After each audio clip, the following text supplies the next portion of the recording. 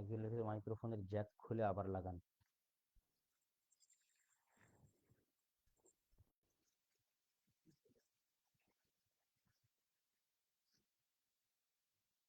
আসসালামু আলাইকুম ওয়া রাহমাতুল্লাহি ওয়া বারাকাতুহু। এবার শোনা যাচ্ছে? দেখো তো। এবার কি আপনারা কথা শুনতে পাচ্ছেন? একটু জানাবেন।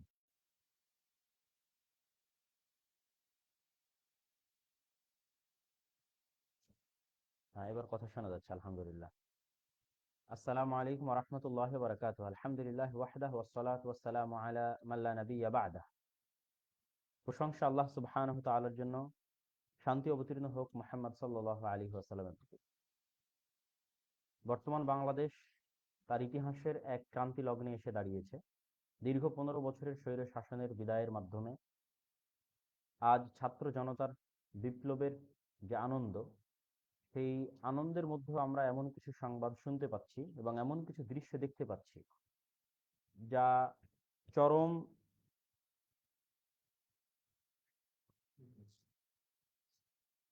এমন কিছু দৃশ্য আমরা দেখতে পাচ্ছি এবং শুনতে পাচ্ছি যা চরম হৃদয় বিদারক এবং কষ্টদায়ক। বিশেষ করে সমগ্র দেশে পুলিশ বাহিনীর অনুপস্থিতি এবং সেনাবাহিনীর নির্বিকার ভূমিকা এবং মানুষের উল্লসিত আনন্দে যেভাবে সমগ্র দেশের বিভিন্ন অঞ্চলে স্বাভাবিকতা বিঘ্নিত হয়েছে, যান ও মালের নিরাপত্তা বিঘ্নিত হয়েছে, তা বাংলাদেশের ভবিষ্যতের জন্য কখনোই কল্যাণকর নয়। আমি সকলকে, যারা আমার এই লাইভটি দেখছেন, দেশের প্রত্যেক মানুষকে, যারা বাংলাদেশকে ভালোবাসেন, প্রিয় দেশবাসীকে আমি উদাত্ত আহ্বান জানাতে চাই যে আমাদের নবী মুহাম্মদ সাল্লাল্লাহু আলাইহি ওয়াসাল্লাম তার চরম শত্রুদের প্রতিও ক্ষমা প্রদর্শন করেছেন। আমরা গত 15 বছর যে জুলুম অত্যাচার সহ্য করেছি, তার চেয়ে ভয়ঙ্কর জুলুম অত্যাচার সহ্য করার পরেও তিনি, মানুষ যখন তার বিজয় হয়েছে, তখন তিনি ক্ষমা সুন্দর দৃষ্টিতে দেখেছেন। ক্ষমা আল্লাহ সুবহানাহু তাআলার গুণ, ক্ষমা নবীদের গুণ, ক্ষমা মুহাম্মদ সাল্লাল্লাহু আলাইহি ওয়াসাল্লামের গুণ। রাসূল সাল্লাল্লাহু আলাইহি ওয়াসাল্লাম বলেন, আল মুসলিমু মান সালিমাল মুসলিমু মিন লিসানিহি ওয়া ইয়াদিহি। মুসলমান সেই যার হাত এবং যার মুখ থেকে অন্য মুসলমান নিরাপদ থাকে। যার হাত থেকে এবং যার মুখ থেকে অন্য মুসলিম নিরাপদ থাকে। তথা আজকে আপনি যদি কোথাও গিয়ে, সেটা আপনার যতই শত্রু হোক, তাদের বাড়িতে লুট করা, তাদের জিনিসপাতি নিয়ে যাওয়া বা কোথাও অগ্নিসংযোগ করা, সে আপনার যতই চিরন্তন শত্রু হোক, এটি কখনোই ইসলাম সমর্থিত নয়। চরম গুনাহের কাজ, হারাম কাজ, অন্যায় কাজ। এই জন্য উদাত্ত আহ্বান জানাবো, যারা এই ধরনের কাজে যুক্ত আছেন বা আপনার আশেপাশে কেউ যুক্ত আছে, আপনারা তাদের নিবৃত্ত করুন। আল আমরু বিল মারুফ ওয়ান নাহি আনিল মুনকারের ভূমিকা পালন করুন। এখন যেহেতু দেশে কোনো আইন শৃঙ্খলা রক্ষাকারী বাহিনী নেই, অতএব সৎ কাজের আদেশ এবং অসৎ কাজে বাধা প্রদানের যে জিম্মেদারি মুসলমানদের উপর আছে, তা প্রত্যেক মানুষকে জরুরি ভিত্তিতে পালন করতে হবে। মানুষকে সৎ কাজের আদেশ দিতে হবে, অসৎ কাজে বাধা দিতে হবে। এই মুহূর্তে যদি আপনারা জরুরি ভূমিকা না গ্রহণ করেন সৎ কাজে আদেশ এবং অসৎ কাজে বাধা প্রদানের, তাহলে আমরা হয়তো যেই স্বাধীনতার স্বাদ নিচ্ছি, এই স্বাধীনতার স্বাদ হয়তো আমরা হারিয়ে ফেলবো। সম্মানিত উপস্থিতি, আমরা গত 15 বছর যে বিভেদের রাজনীতি দেখেছি, মুক্তিযোদ্ধা এবং রাজাকার নামে যে বিভেদের রাজনীতি, তা আমাদের এই দেশকে ধ্বংস করে দিয়েছে। অভাবনীয় ক্ষতি এবং অপূরণীয় ক্ষতি করে দিয়েছে। আমরা আর বিভেদের রাজনীতি দেখতে চাই না। অতএব উদাত্ত আহ্বান জানাবো, যারা বিজয়ী হয়েছেন, যারা আনন্দিত হয়েছেন, যারা উল্লসিত হয়েছেন, যারা গত 15 বছর মাজলুম হয়েছেন, তারা আল্লাহর সন্তুষ্টি অর্জনের জন্য ধৈর্য ধারণ করুন। বিভেদ করে প্রতিপক্ষের প্রতি প্রতিশোধ পরায়ণ হয়েন না। ইসলামের সবচেয়ে ভয়ঙ্কর এবং সবচেয়ে কঠিন হচ্ছে মানুষের জান এবং মাল। আপনার সকল গুনাহ ক্ষমা হয়ে যাবে, কিন্তু এই জান এবং মালের গুনাহ কিন্তু ক্ষমা হবে না। আল্লাহ সুবহানাহু ওয়া তাআলা অতি ন্যায়পরায়ণ, তিনি এটার বিচার করবেনই করবেন। অতএব এটা থেকে সর্বোচ্চ সতর্কতা অবলম্বন করুন। যারা এই দেশকে ভালোবাসেন, আমাদেরকে ভালোবাসেন, তারা আজ সৎ কাজের আদেশ এবং অসৎ কাজের ভূমিকা অবতীর্ণ হন। আপনার নিকটবর্তী যারাই এই ধরনের কাজে লিপ্ত হচ্ছে, তাদেরকে বাধা প্রদান করেন, তাদেরকে সৎ কাজের আদেশ দেন, অসৎ কাজে বাধা দেন। এবং দ্বিতীয় যে বিষয় নিয়ে সমগ্র দেশে প্রচুর আলোচনা হচ্ছে, সেটা হচ্ছে বিধর্মীদের উপাসনালয়। রাসূল সাল্লাল্লাহু আলাইহি ওয়াসাল্লাম বলেন, মান কাতালা মুআহাদান, মুসলমানদের সাথে চুক্তিবদ্ধ অবস্থায়, মুসলমান সরকারের নিরাপত্তা নিয়ে জিম্মি যারা দেশে বসবাস করে, মুসলিম দেশে বসবাস করে, এরকম যে কোনো বিধর্মী স্বাধীনভাবে তার ইবাদত এবং তার উপাসনা করার অধিকার পাবে। কেউ যদি কোনো মুসলিম রাষ্ট্রে বসবাসরত কোনো চুক্তিবদ্ধ কোন জিম্মি অমুসলিমকে হত্যা করে, রাসূল সাল্লাল্লাহু আলাইহি ওয়াসাল্লাম বলেছেন সে কখনোই জান্নাতের গন্ধ পর্যন্ত পাবে না। কি ভয়ঙ্কর, কি ভয়াবহ কথা!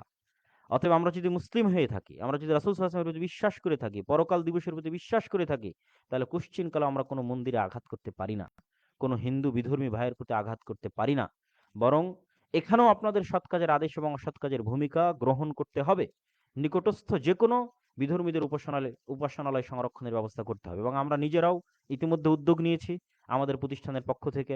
আমাদের যে ৩০০-র অধিক মসজিদ রয়েছে বা ৪-এর অধিক প্রতিষ্ঠান রয়েছে, সেগুলো থেকে আমরা দিক নির্দেশনা দিয়ে দিয়েছি, এবং যারা এই মুহূর্তে আমাদের লাইভ দেখছেন এবং যারা এই দেশকে ভালোবাসেন, বাংলাদেশকে ভালোবাসেন, তাদের উদাত্ত আহ্বান থাকবে এই ক্রান্তি লগ্নে, দেশের এই যে শান্তি এবং শৃঙ্খলা ভেঙে পড়েছে, এই ক্রান্তি লগ্নে আপনারা নিজ নিজ দায়িত্বে নিজের পার্শ্ববর্তী অঞ্চলে সৎ কাজের আদেশ এবং অসৎ কাজে বাধা দেওয়ার উদ্যোগ গ্রহণ করুন এবং এই দেশকে রক্ষা করুন। তৃতীয় যে বিষয়টি আমি আপনাদের কাছে তুলে ধরতে চাচ্ছি সেটি হচ্ছে, ইসলামের দৃষ্টিতে ১ সেকেন্ডের জন্য নেতাবিহীন থাকা জায়েজ নয়। ১ সেকেন্ডের জন্য নেতাবিহীন থাকা ইসলামের দৃষ্টিতে হারাম।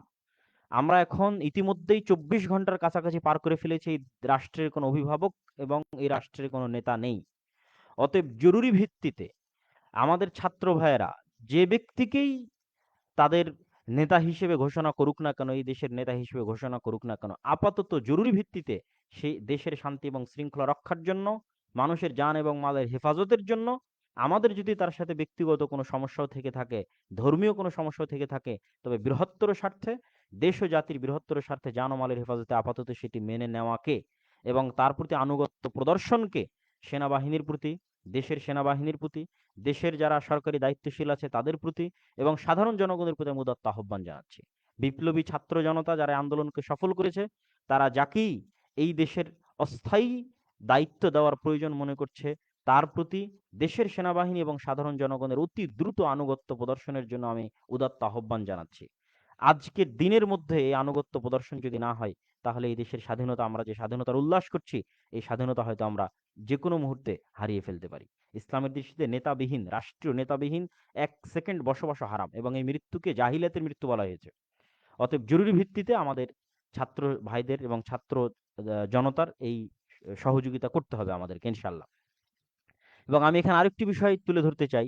আমরা গত ৫০ বছর পারিবারিক লেজুড় বৃত্তির রাজনীতি দেখেছি এই দেশে। দালালির রাজনীতি দেখেছি এই দেশে। আমরা ফ্রেশ ব্লাডকে সুযোগ দিতে চাই। আমি দেশের মানুষের প্রতি উদাত্ত আহ্বান জানাবো, যেই ছাত্র জনতা আমাদের এই বিপ্লবকে, আন্দোলনকে সাকসেসফুল করেছে, স্বৈরাচারী শাসন থেকে আমাদেরকে মুক্তি দিয়েছে, আমরা এই ফ্রেশ তরুণ ছাত্র ব্লাডকে সুযোগ দিই একবার দেশ পরিচালনার জন্য এবং দেশের দেখাশোনার জন্য, দেশের দায়িত্ব পালনের জন্য। এই আহ্বানটুকু আমি অবশ্যই রাখবো দেশের মানুষের প্রতি, যে তরুণ এবং ফ্রেশ ব্লাডকে আমাদের সুযোগ দেওয়া উচিত। চতুর্থ অথবা পঞ্চমত, ছাত্র ভাইদের প্রতি, বিপ্লবী ছাত্র ভাইদের প্রতি যারা এই আন্দোলন সফলে নেতৃত্ব দিয়েছেন, যারা এটির সাথে সম্পৃক্ত ছিলেন, সারা বাংলাদেশের বিশ্ববিদ্যালয়, কলেজ এবং স্কুলের ছাত্র ভাইদের প্রতি আমার উদাত্ত আহ্বান থাকবে যে ১৯৭১ সালে ভারতের সহযোগিতায় দেশ স্বাধীন করে গত ৫৩ বছর যাবৎ তাদের কৃতজ্ঞতার নামের যে দাসত্বের গ্লানি আমরা বহন করেছি, কথায় কথায় যে আমরা নাকি একাই স্বাধীন হতে পারতাম না, ভারত আমাদের স্বাধীন করে দিয়েছে, এই এবং পাকিস্তান সেনাবাহিনী আমাদের কাছে আত্মসমর্পণ না করে ভারতের সেনাবাহিনীর কাছে আত্মসমর্পণ করেছে, এই যে গ্লানি গত ৫৩ বছর যাবৎ জাতি হিসেবে আমাদের বহন করতে হয়েছে, আল্লাহর শুকরিয়া আদায় করি যে এই ছাত্র জনতার যে বিপ্লব আজ বিজয়ী হয়েছে এবং স্বৈরাচারের যে পতন হয়েছে, এটি বিদেশি কোনো সহযোগিতায় সম্পূর্ণ হয়নি। ফালিল্লাহিল হামদ। এমনকি নির্বাচনের পূর্ব মুহূর্তে এই আধুনিক বিশ্বের সুপার পাওয়ারের যে সহযোগিতার মাধ্যমে এই স্বৈরাচার থেকে মুক্ত হওয়ার চেষ্টা ছিল, সেটিও তখন সফল হয়নি। ফলত আমাদের, আমি মনে করি যেই ছাত্র জনতা আজকে এই বিপ্লব সফল করেছে, তাদের বিদেশি কোনো শক্তির প্রতি দায়বদ্ধ এবং কৃতজ্ঞতা থাকার ন্যূনতম প্রয়োজন নাই। তারা এই দেশের মানুষের ৪ শতাধিক মানুষের রক্তের উপর ভিত্তি করে আজকের এই বিজয় তারা ছিনিয়ে এনেছে। অতএব তাদেরকে দায়বদ্ধ থাকতে হবে এই দেশের সাধারণ ছাত্র জনতার প্রতি, বিদেশি কোনো শক্তির প্রতি নয়। অতএব আমি ছাত্র ভাইদের প্রতি উদাত্ত আহ্বান জানাতে চাই, আপনারা স্বতন্ত্র এবং স্বাধীনভাবে যে বিজয় ছিনিয়ে এনেছেন, এই বিজয়কে কখনোই কোনো বিদেশি শক্তির দাসত্বের জন্য এবং তাদের কৃতজ্ঞতার জন্য এই গ্লানি জাতির উপর চাপিয়ে দিবেন না। দেশের সাধারণ জনগণ জীবন দিয়েছে, ছাত্র জনতা জীবন দিয়েছে, আপনাদের আমানত হচ্ছে যতক্ষণ আপনারা এই দেশের যে কোনো পর্যায়ে দায়িত্ব পালন করবেন বা আপনাদের এই সংগ্রাম অব্যাহত থাকবে, আপনাদের এই দায়বদ্ধতা যেন শুধুই বাংলাদেশের সাধারণ ছাত্র জনতার প্রতি থাকে। পরিশেষে আমি প্রবাসী ভাইদের প্রতি উদাত্ত আহ্বান জানাতে চাই যে বাংলাদেশের যে ভয়াবহ অর্থনৈতিক অবস্থা, দেউলিয়াত্বের দ্বার প্রান্তে দাঁড়িয়ে আছে বাংলাদেশ, সেটি থেকে আপনারাই উদ্ধার করতে পারেন।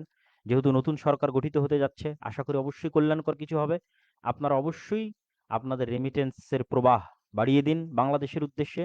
এবং বিশেষ করে ইউরোপ এবং আমেরিকায় যে উচ্চ শিক্ষিত আমাদের যে ব্রেন ড্রেন হয়েছে, আমাদের দেশের মেধাবীরা গত 50 বছর যাবত এই দেশে মূল্যায়ন না পেয়ে ইউরোপ এবং আমেরিকায় যে পাড়ি জমিয়েছে, আমি উদাত্ত আহ্বান জানাবো নবগঠিত সরকারের প্রতি যে আপনারা এই মেধাগুলোকে মূল্যায়ন করবেন। আর আমাদের দেশ থেকে যে মেধাবী সন্তানেরা বিদেশে চলে গেছে তাদের প্রতি উদাত্ত আহ্বান জানাবো, যদি আপনারা এই দেশের জন্য কাজ করার সুযোগ পান তাহলে অবশ্যই বিদেশের উন্নত জীবন ছেড়ে দিয়ে বাংলাদেশের মাতৃভূমির প্রতি ভালোবাসার টানে এই কাজ করার সুযোগ হয়তো বারবার আসবে না। আপনারা যার যে সেক্টরে মেধা আছে সেই মেধা নিয়ে বাংলাদেশের উন্নয়নের জন্য ঝাঁপিয়ে পড়ুন এবং ঝাঁপিয়ে পড়ার নিয়ত রাখুন। আর নবগঠিত সরকারের প্রতি উদাত্ত আহ্বান জানাবো যে আপনারা লেজুর ভিত্তিক মানুষের, যেহেতু এই আন্দোলনের শুরুই হয়েছিল কোটার বিরুদ্ধে তথা যোগ্যতা এবং মেধাকে মূল্যায়ন করা, অতএব প্রবাসে যে সমস্ত গত 50 বছর যে মেধাবীরা এই দেশ থেকে পাচার হয়ে বিভিন্ন দেশে চলে গেছে, আপনারা সেই সমস্ত মেধাবীদের মূল্যায়ন করবেন। কোনো প্রকার বাস বিচার ছাড়া শুধুমাত্র মেধার ভিত্তিতে প্রবাসীদের আহ্বান জানাবেন যেন ইউরোপ এবং আমেরিকা থেকে আমাদের মেধাবী ছাত্র, মেধাবী শিক্ষক, মেধাবী গবেষক, মেধাবী টেকনিশিয়ান, মেধাবী ইঞ্জিনিয়ার সকলেই যেন এই দেশে এসে এই দেশের উন্নয়নের জন্য ঝাঁপিয়ে পড়ে এই দেশের উন্নয়নের জন্য কাজ করে। সম্মানিত উপস্থিতি, আজকের আমার এই বক্তব্যটা অতি জরুরি ভিত্তিতে কিছু দিক নির্দেশনা দেওয়ার জন্য ছিল। আমি যেটি গত পোস্টে আমি আপনাদের বলেছিলাম যে আমি অচিরেই ভবিষ্যৎ বাংলাদেশের রূপরেখার জন্য আমার মাথায় যে চিন্তা ভাবনা আছে সেটি লিখিত আকারে এবং ভিডিও বক্তব্য আকারে আপনাদেরকে দিব। আশা করছি সেটি আজকে রাতে অথবা আগামীকাল সকাল হতে হতে ইনশাল্লাহ আপনারা প্রথমত শুরুতে আগে ভিডিও আকারে পাবেন, তারপর ইনশাল্লাহ সময় সাপেক্ষে লিখিত আকারেও আমি ভবিষ্যৎ বাংলাদেশ নিয়ে আমার যে রূপরেখা আছে সেটি পেশ করবো ইনশাআল্লাহ। তো সেই ভিডিওটি অবশ্যই দেখবেন। আর আজকে এই ইনস্ট্যান্ট সময় দেশে জাতির প্রতি যে সংক্ষিপ্ত আহ্বান জানালাম, প্রথমত প্রতিশোধ পরায়ণ না হওয়া, ক্ষমা করে দিন, অন্তর থেকে ক্ষমা করে দিন, আল্লাহর সন্তুষ্টির জন্য ক্ষমা করে দিন। দেশের রাষ্ট্রীয় সম্পদ ধ্বংস করিয়েন না, মানুষের অন্যের সম্পদ ধ্বংস করিয়েন না। কে আপনার প্রতি 15 বছর জুলুম করেছে সেটা দেখিয়েন না। আমরা 15 বছর মুক্তিযোদ্ধা রাজাকারের বিভেদ দেখে এসেছি, দয়া করে এই বিভেদ থেকে, এই রাজনীতির বিভেদ থেকে বাংলাদেশকে মুক্তি দিন। বাংলাদেশে মানুষের শান্তিপূর্ণ বসবাসের একটা পরিবেশ তৈরি করে দিন। দ্বিতীয়ত, যারা আমার বক্তব্য দেখছেন বাংলাদেশকে ভালোবাসেন, তারা আল আমরু বিল মারুফ ওয়ান নাহি আনিল মুনকারের দায়িত্ব পালন করুন। এটাই সুযোগ দায়িত্ব পালন করার। এখন দেশে আইন শৃঙ্খলা রক্ষাকারী বাহিনী, আইন শৃঙ্খলা পরিবেশ ভেঙে পড়েছে। আপনারা নিজ নিজ দায়িত্বে আপনাদের পার্শ্ববর্তী যেখানে অন্যায় হচ্ছে সেখানে প্রতিরোধ করেন এবং বিধর্মীদেরকে নিরাপত্তা প্রদান করেন। এবং আমরা উদ্যোগ নিয়েছি, আপনারা উদ্যোগ নিন। আল আমরু বিল মারুফ ওয়ান নাহি আনিল মুনকারের এই উদ্যোগে আমি আপনাদেরকে সহযোগিতা করার উদাত্ত আহ্বান জানাচ্ছি। এবং পাশাপাশি অতি দ্রুত যে সরকারি ঘোষণা হোক না কেন, ছাত্র জনতা যে সরকারের ঘোষণা দিবে তাকে আমরা পছন্দ করি অথবা না করি সেটা আমরা পরে দেখব, কিন্তু এখন আনুগত্যের প্রয়োজন। সেনাবাহিনী আনুগত্য করুক, দেশের সাধারণ জনগণ আনুগত্য করুক। পাশাপাশি ছাত্র জনতার প্রতি দত্ত আহ্বান থাকবে, আপনারা শুধু এই দেশের মানুষের রক্তের উপর ভিত্তি করে বিজয় ছিনিয়ে এনেছেন, অতএব বিদেশি কোনো রাষ্ট্রের প্রতি যেন আপনাদের দায়বদ্ধতা না থাকে, আপনাদের দায়বদ্ধতা যেন শুধু এই রাষ্ট্রের জনগণের প্রতি থাকে। এই উদাত্ত আহ্বান জানিয়ে আমি আজকে আমার এই সংক্ষিপ্ত বক্তব্য এবং সংক্ষিপ্ত আলোচনা এখানেই শেষ করছি। আশা করি বাংলাদেশের ভবিষ্যৎ উজ্জ্বল হবে, আল্লাহ বাংলাদেশের স্বাধীনতাকে অক্ষুণ্ণ রাখবে, এই ভূখণ্ডে আমাদের পরবর্তী প্রজন্ম স্বাধীন হিসেবে জীবনযাপন করতে পারবে। এই আশা, এই দোয়া আল্লাহ সুবহানাহু ওয়া তাআলার দরবারে রেখে দেশবাসীর প্রতি সংক্ষিপ্ত বক্তব্য, দেশ ও জাতির প্রতি সংক্ষিপ্ত বক্তব্য শেষ করে এখানেই বিদায় নিচ্ছি। ইনশাআল্লাহ পরবর্তী ভিডিওতে অবশ্যই বাংলাদেশের ভবিষ্যৎ রূপরেখা দেখার এবং সেটি ব্যাপক হারে প্রচার করার উদাত্ত আহ্বান জানিয়ে আমার বক্তব্য এখানেই শেষ করছি। ওয়া আখিরু দাওয়ানা আনিল হামদুলিল্লাহি রাব্বিল আলামিন। আসসালামু আলাইকুম ওয়া রাহমাতুল্লাহি ওয়া বারাকাতুহু।